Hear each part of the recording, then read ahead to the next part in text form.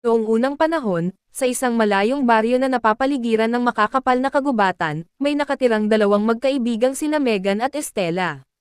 Parehong musmos at masigla, madalas silang maglaro sa gubat, hindi alintana ang mga babala ng matatanda tungkol sa mga misteryo at panganib na naghihintay doon. Isang araw, habang naglalakad sila sa kagubatan, bigla silang nakakita ng isang maliit na kubo na hindi nila napansin dati. Ang kubo ay napapaligiran ng mga nakakatakot na halaman at may masamang amoy na lumalabas mula sa loob. Parehong curious, nagpasya silang lumapit at tingnan kung may tao sa loob. Nang buksan nila ang pinto, nakita nila ang isang matandang babae na may matulis na ilong at matulis na ngipin. Ang kanyang mga mata ay kulay dilaw at parang nagniningning sa dilim. Siya ay isang bruha, at agad na naramdaman ng dalawa ang malamig na hangin na dumadaloy sa kanilang mga buto. Ano ang ginagawa ninyo dito? Tanong ng bruha na may masamang ngiti. Wala po, naglalakad lang po kami, sagot ni Megan na nanginginig sa takot. Ah, pero ngayon na napunta kayo dito, bakit hindi kayo sumama sa akin sa loob? May ipapakita ako sa inyo, sabi ng bruha habang hinihila ang dalawa papasok ng kubo. Sa loob, nakita nila ang mga bote na puno ng kakaibang likido, mga nakakalat na buto, at mga larawan ng mga tao na parang ginagamit sa masamang ritual. Naramdaman nilang hindi sila dapat naroon, ngunit wala na silang magawa dahil sa takot. Ngayon, dahil nakita ninyo ang aking lihim, hindi ko kayo pwedeng hayaang umalis ng ganito lang, sabi ng bruha habang kumukuha ng isang kutsilyo.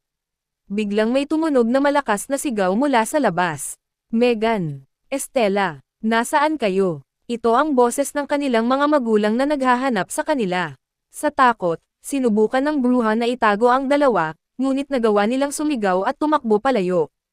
Tumakbo sila ng tumakbo hanggang sa makalabas ng kagubatan at makita ang kanilang mga magulang. Mula noon, hindi na sila muling naglakad sa kagubatan. At tuwing gabi, kapag tahimik na ang baryo, naririnig pa rin nila ang tawa ng bruha na parang naghihintay na muling makita sila. Ang kubo at ang bruha ay nanatiling misteryo sa baryo, at ang kwento ni na Megan at Estela ay naging babala sa lahat na mag-ingat sa mga lugar na hindi nila kilala. Matapos ang nakakatakot na pangyayari sa kubo ng bruha, sina Megan at Estela ay hindi na muling naglakad ng mag-isa sa kagubatan.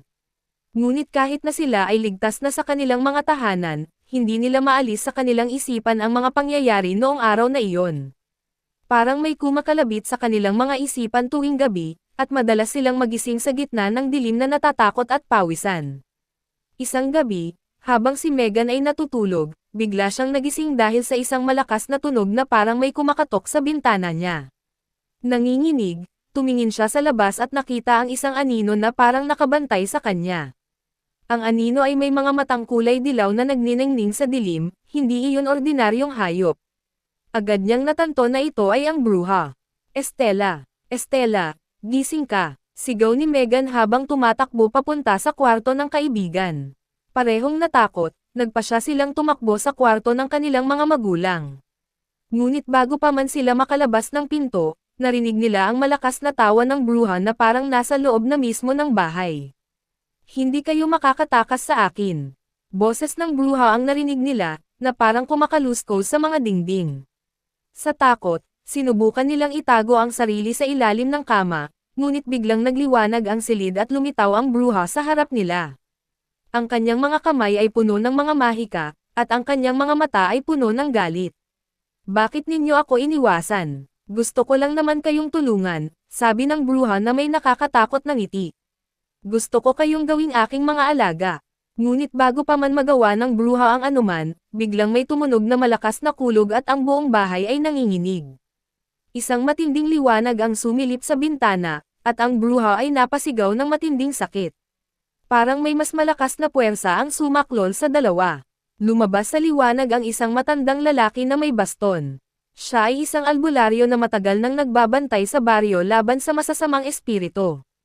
Layas dito, masamang nilalang. Sigaw ng albularyo habang itinataas ang kanyang baston. Ang bruha ay napasigaw at nawala sa isang pagsabog ng itim na usok. Pagkatapos ng pangyayari, ipinaliwanag ng albularyo na ang bruha ay isang masamang espiritu na naghahanap ng mga bata upang kunin ang kanilang kaluluwa para sa kanyang masasamang ritual. Ngunit salamat sa albularyo, ang baryo ay ligtas na muli. Mula noon, sina Megan at Estela ay naging mas maingat na sa kanilang mga paglalakad at laging nagdarasal bago matulog. Ang kubo sa kagubatan ay nawala na parang bula, at ang kwento ng bruha ay naging alaala na lamang. Ngunit tuwing gabi, kapag tahimik na ang baryo, may mga nagsasabing naririnig pa rin nila ang tawa ng bruha na parang naghihintay na muling magpakita. At ang dalawa ay hindi na muling naglakad ng mag-isa sa kagubatan, dahil alam nilang hindi lahat ng misteryo ay dapat tuklasin.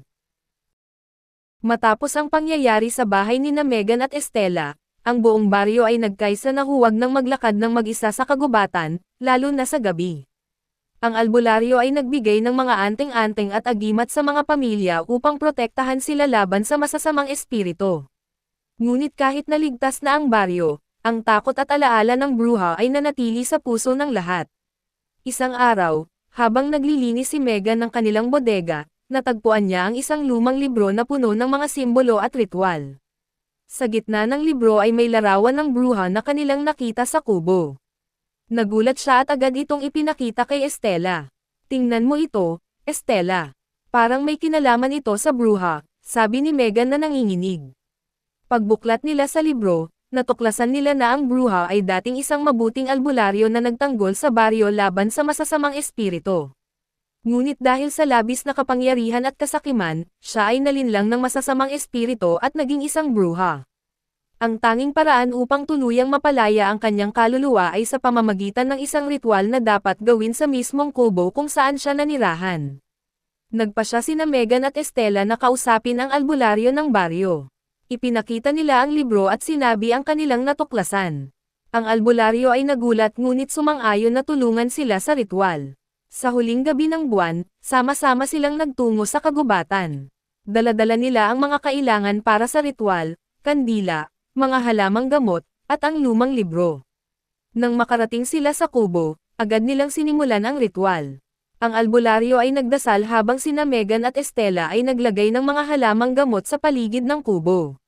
Biglang lumakas ang hangin, at ang kubo ay nagsimulang magliwanag.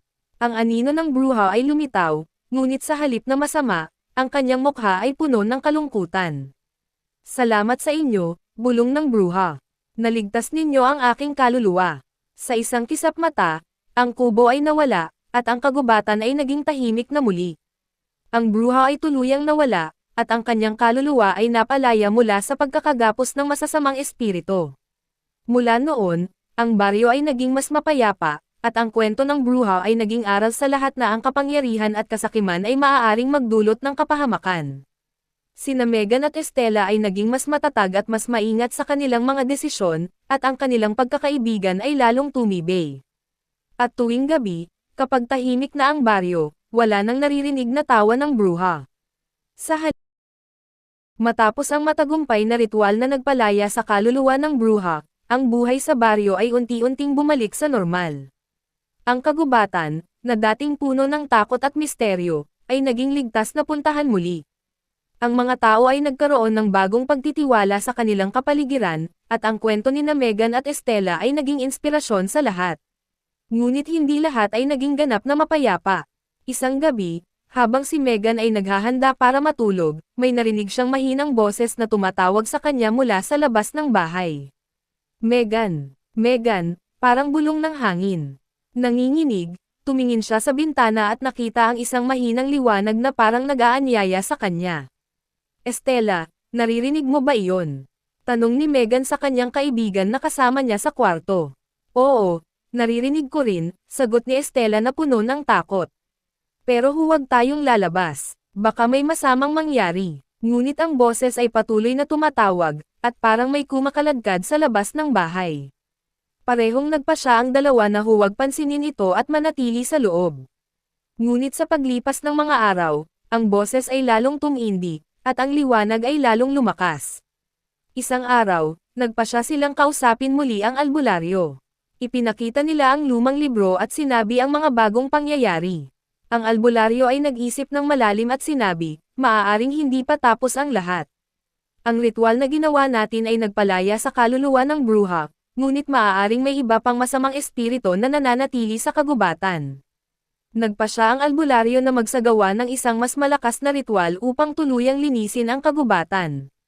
Kinuha niya ang mga pinakamalakas na anting-anting at halamang gamot, at sama-sama silang nagtungo sa gitna ng kagubatan.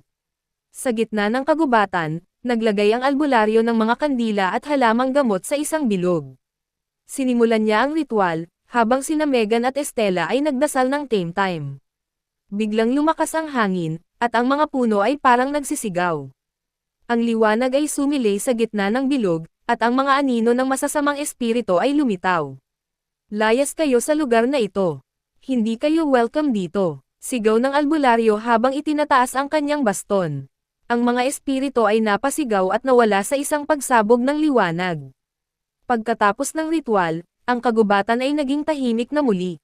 Ang boses at liwanag na naririnig at nakikita nina Megan at Estela ay tuluyang nawala. Ang albularyo ay nagbigay ng babala sa lahat na huwag nang maglakad ng mag-isa sa kagubatan sa gabi, at laging magdala ng anting-anting para sa proteksyon. Mula noon, ang baryo ay naging ganap na mapayapa. Sina Megan at Estela ay naging mas matapang at mas maingat sa kanilang mga desisyon. Ang kanilang pagkakaibigan ay lalong tumibay, at ang kanilang kwento ay naging alamat sa baryo. At tuwing gabi, kapag tahimik na ang baryo, ang mga bituin sa langit ay parang nagsasabi ng kwento ng dalawang batang naging bayani, at ng isang kagubatan na muling naging ligtas at mapayapa. Ang kwento ng bruha at ng masasamang espiritu ay naging aral sa lahat na ang tapang at pagkakaisa ay makakapagligtas sa kanila mula sa anumang panganib. At sa wakas, ang kwento ni Megan at Estela ay nagtapos sa isang masayang wakas, kung saan ang takot ay napalitan ng pag-asa, at ang dilim ay napalitan ng liwanag.